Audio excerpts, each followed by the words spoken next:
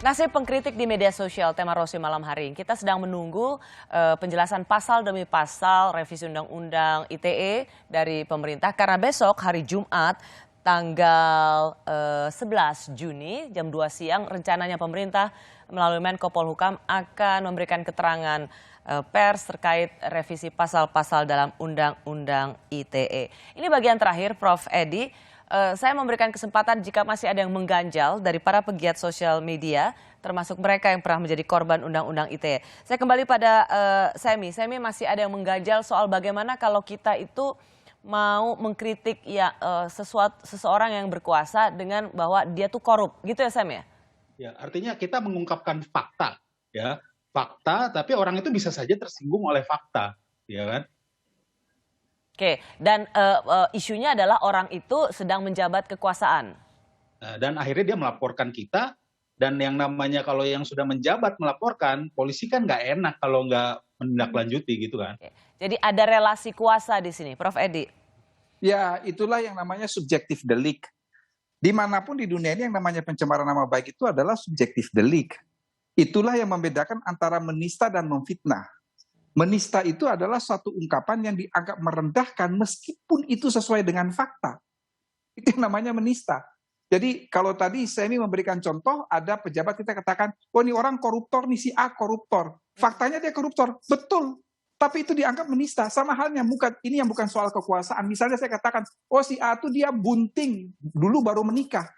Ternyata faktanya betul, dia bunting dulu baru menikah. Tetapi kalau dengan ungkapan itu dianggap dia tersinggung, dia merasa tersinggung, boleh dia melaporkan. Itulah yang namanya menista.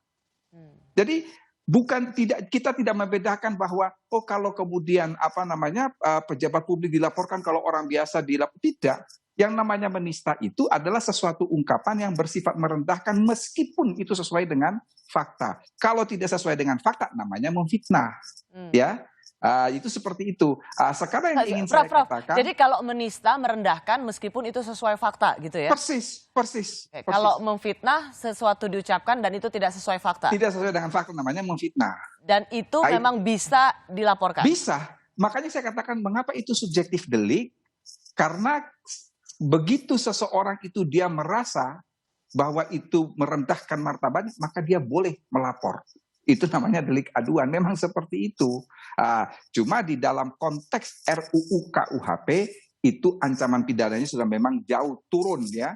Jadi sekitar 9 bulan kalau untuk menista. Kalau melalui sarana ITE ada hukumannya sekian kali lipat begitu ancamannya. Dan ini sekali lagi dikunci hanya orang yang merasa ternista. Jadi nggak boleh relawannya, nggak boleh kelompok solidaritas siapa. Ya. Itu yang namanya subjektif delik, betul. Itu yang namanya subjektif delik. Itu Sam. Jadi kalau memang orangnya merasa tersinggung, ternistakan, ya dia tetap punya hak untuk melaporkan. Ya itu berarti kita harus banyak-banyak berdoa aja kalau gitu sih. Ya begitulah Mas. Ya memang.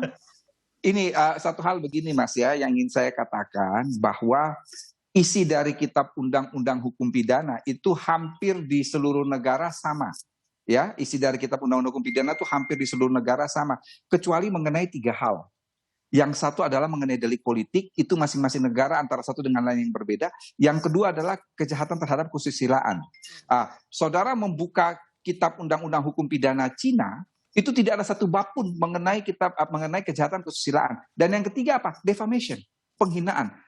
Pencemaran nama baik itu antara satu negara dengan negara lain itu berbeda. Ya. Jadi Prof. saya Edi, selalu satu pesan saya untuk pemerintah ya. Oke, kalau silakan pesan terakhir ya. Kalau saya ngatain, oh dia kawinnya karena bunting, oke lah itu boleh lah dituntut lah ya.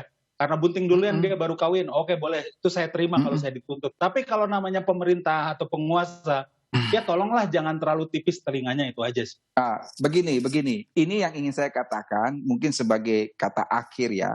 Sebetulnya kalau kita perhatikan arahan Presiden pada tanggal 15 Februari 2021 di depan Rapim TNI Polri, di situ dikatakan bahwa Polri harus selektif terhadap